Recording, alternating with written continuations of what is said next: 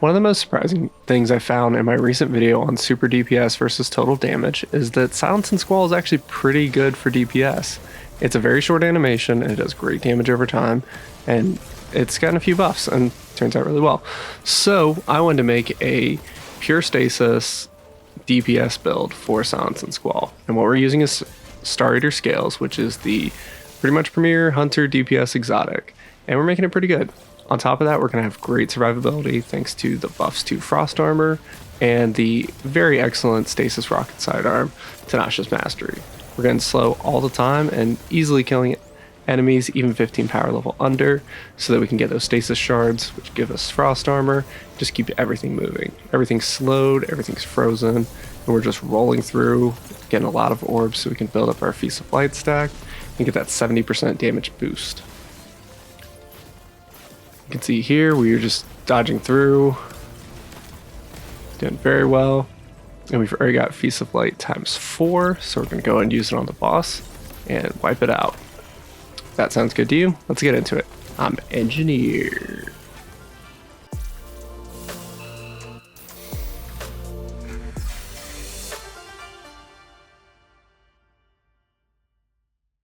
So, just to give you a review of the build, goal here is super damage, high DPS weapon damage, and survival. The use for this is purely boss encounters primarily, but you can use it for general play. You'll get your super back faster, it'll be stronger, and that's always great. I've tested this up to 15 power level under. It might actually struggle a good bit because the damage resistance is purely based on Frost Armor, which is based on killing Stasis debuffed enemies, and that's going to fall off as you get into harder content and be harder to maintain. But for most content, it is perfectly fine. Now, on the pro side, very solid super DPS. It's actually the 4th highest for Hunter. You get very easy DPS reloads from Whisper of Impetus on any powered melee, and you can usually get 2 or 3 of these off during a DPS phase, and you can get up to 50% damage resistance pretty consistently. On the con side, as with most Stasis builds, very low healing. If there's a very short damage phase, less than the duration of Silence and Squall, which is 14 seconds or 16 seconds with a fragment, then it's going to fall off pretty hard. You need that full duration. And then it is low total super damage, but it is pretty comparable to other supers, so I wouldn't worry about this too much. So first, let's talk about the super itself, Silence and Squall. This lasts 14 seconds or 16 seconds with Whisper of Impetus, so definitely mind the duration of those DPS phases. For bosses, make sure you throw both of those ice commas at the boss because you want to impact with both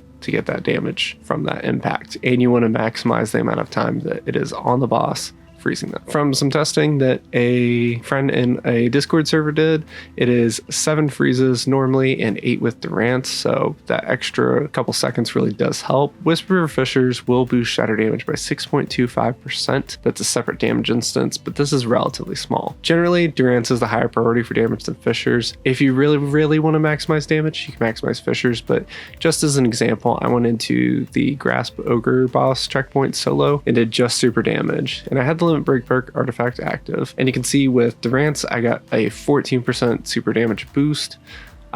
With Fissures I only got a 1% super damage boost, and then with both I got about 15%. Now, I wasn't shooting at all in this, I was testing pure super damage, so I would expect it to go up a little bit with some active shooting to get those shatters off faster, but still, it's just not a huge boost. I wouldn't worry about it too much. Also in here, I tested this without Limit Break, so I could calculate what Limit Break's doing, and it's not quite getting the 30% damage boost that the artifact gives because Limit Break only lasts for 8 seconds and the super is lasting for 16 seconds, so we're only getting about 9.15% boost. Just a really quick overview of how the super works. You throw out 1 comma and it does some damage, and then you throw out a second one and it creates a stasis storm, and that storm will move around and generally follow the boss as long as they don't move too quickly. So that stasis storm is the important part. That's what's doing the bulk of the damage, so you just want that on top of the boss, and that's going to do a lot of slow stacks and a lot of persistent damage very frequently. So just keep it on the boss as much as possible, or your enemies if you're using it for ad clear, and that's really all you gotta do. Let's talk about our exotic. This is Star Eater Scales. This requires Beyond Light.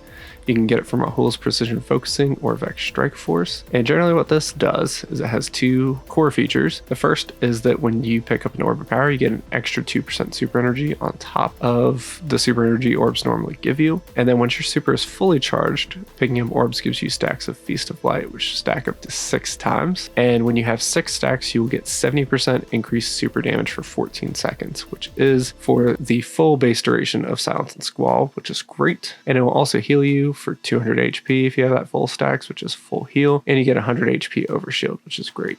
So really solid, exotic, great with pretty much every super that Hunter has, and can't recommend it enough for boss damage. Moving over to our aspects and abilities, these are going to really govern how we survive. The first is Winter's Shroud. This has 2 fragment slots, and whenever you apply slow to an enemy, it gives you plus 300% base class ability regenerate for 3 seconds, which is something we do pretty frequently. So you're going to have your dodge up pretty much constantly. And when you do that dodge, you will apply 60 slow stacks for 8 seconds or 12 seconds with Whisper of Impetus in a pretty decent radius. Now, one of the best parts of this though is every time you use that class ability, you get 50% damage resistance for 4 seconds, which can really save you in a pinch. Now, our second aspect is Grim Harvest. And this is where most of our survivability is going to come from. This has 3 fragment slots, and what it will do is anytime you kill a stasis debuffed enemy or kill an enemy with a stasis ability, it will spawn a stasis shard, and every time you pick one of these up, it will give you frost armor. Every stack of frost armor is worth 6.25%. With 5 stacks, which is the normal base, you get 31.25% damage resistance, and with 8 stacks, you get 50% damage resistance, which is the highest level of damage resistance from a single buff you can get in the game. So that's fantastic. One of the biggest downsides to stasis shards is there is a 10-second global cooldown upon creating 6 shards within a few seconds of the first shard, bringing additional stasis shard creation for you and allies, which is very rough. If you're playing with other people on stasis, then this can be pretty detrimental. So keep that in mind, just be mindful of it and kind of keep an eye on your frost armor stacks. For the grenade, we're going to take Duskfield Grenade. It's a grenade that's slow, so it just synergizes the whole loop, has an 87.5% flat gain factor. Our melee, we only have the option of Withering Blade, but it's a very great melee. We get 2 charges at base and it slows on hits. That's great. And we're going to take Gambler's Dodge because it gives our melee energy back every time we dodge near enemies, which is pretty frequent. Talking about our fragments, and we have 5 fragment slots here. The first up is Whisper of Rime. This is what lets us get to 8 stacks of frost armor, and will also take the maximum duration from 9 seconds to 13 seconds, which is extremely valuable for keeping that up. Whisper of Conduction will have those stasis shards automatically track to you as long as they're within 15 meters, and that is extremely valuable as well because you don't have to stop and collect them. They're just going to come to you. Whisper of Bonds is a fragment that will let us create an orb of power when we kill frozen enemies, and that orb of power is just really going to synergize with our exotic and our goal of collecting orbs as fast as possible. Whisper of Durance is what extends our super a little bit and every slow debuff we're inflicting. And then lastly, Whisper of Impetus is how we get those free reloads during DPS phases and in general gameplay. Whenever you deal powered melee damage, it will refill all your weapons and you get 40 handling for 5 seconds. Now you can't activate this again for 5 seconds, but that's fine. That's still very reasonable. As I mentioned before, Whisper of Fissures is also good, but it's just a lower priority than all these other fragments here. So keep that in mind. One thing I do want to mention about Whisper of Fissures is it creates a separate damage instance. So if you are usually shatter attributes to the source of it, but because of Fissures, if that is what gets the killing blow, it's just generic stasis ability damage. So it sometimes will not attribute back to it, won't create orbs properly, and that can be a little bit frustrating. That's another reason I don't love this fragment.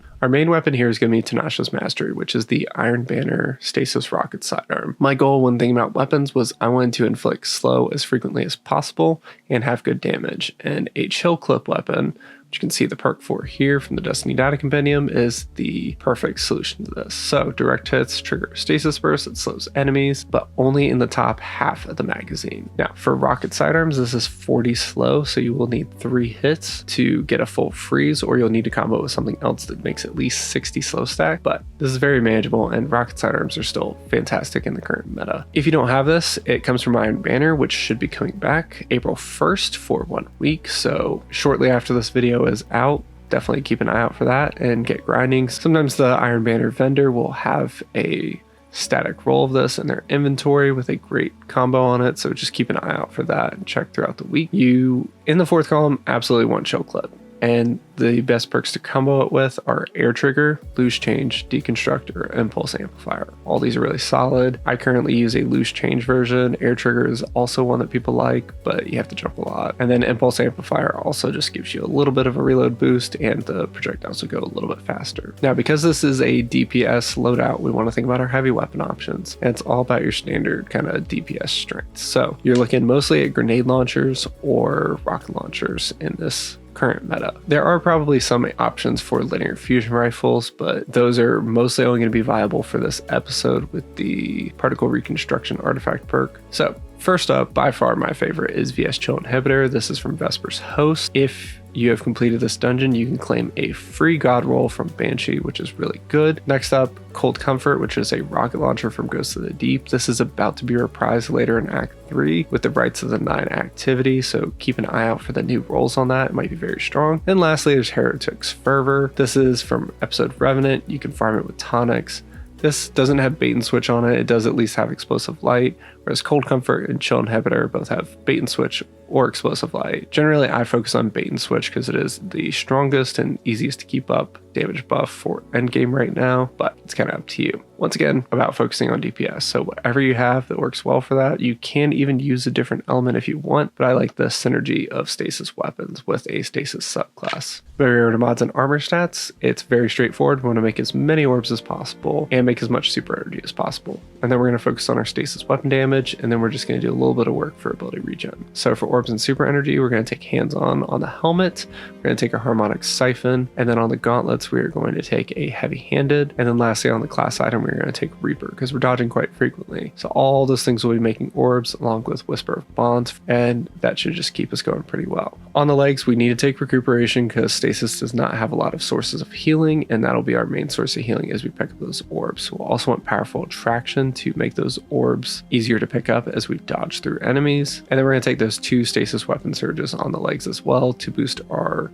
stasis weapon damage by 17%, and to keep those armor charges up longer for the stasis weapon surges, we will take time dilation on the class item. For getting a little bit of ability regen, we're just going to take focusing strike and impact induction on the gauntlets, and that will just help us generate a little bit more energy as we're throwing those stasis melees pretty frequently. On the stats side, you want to max out resilience for damage resistance as always, then max out discipline because that's your longest cooldown, and then you want to get a good bit of recovery and then also keep mobility up as high as possible. My mobility actually ended up higher than my recovery here, but it's just because of how the stats on my armor work. Beyond that, get into like the 30 and then just try and get strength to at least 30 and put any extra points you have in it. Because of how stats break down, you may end up with some extra stats here pretty easily. Artifact mods, these are extremely minor, but there's a few I want to highlight. Elemental Siphon in column 3. If you boost this, you will get 3% super energy when you pick up a stasis shard, but there is a 2-second cooldown on this, but this is really good for getting the super back very quickly because we make a lot of stasis shards. In column 5, there is Elemental Supercharger, which can give you a little bit more super energy when you kill exhausted or severed enemies. Nothing in this loadout currently does that. Chill Clip and any source of slow should be exhausting, but they don't because Bungie's not very consistent with it right now, but if they fix that, this will be extremely good. Lastly, at the very bottom is Limit Break in column 5, and this will boost your super damage by 30% for 8 seconds if you cast your super while at critical health or while having frost armor up. But because Silence and Squall lasts so long, you won't get the full benefit of this, and as mentioned earlier, you only get about a 9.15% damage boost. Just keep that in mind. It's a little bit more damage, and we'll never say no to that. So today I am showing you some gameplay from the Ogre boss in Grasp of Avarice. This is always just a nice place to test boss damage solo, so I'm just playing through this by myself. In an ideal damage phase, I would probably have somebody that can give me Radiant here, maybe some more healing so I don't have to jump around quite as much. You may also just see me waiting at points in this because this is how this fight works if you're not familiar with it.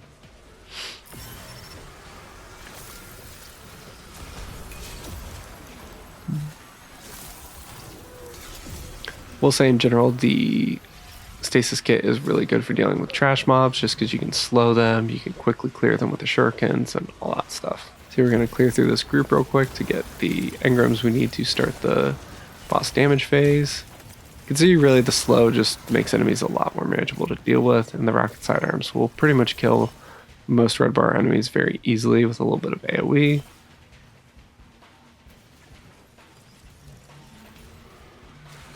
Last episode, Shatter was buffed to double its damage, and that has been great for clearing crowds. If you can get a freeze off and shatter that enemy, it will just make a lot of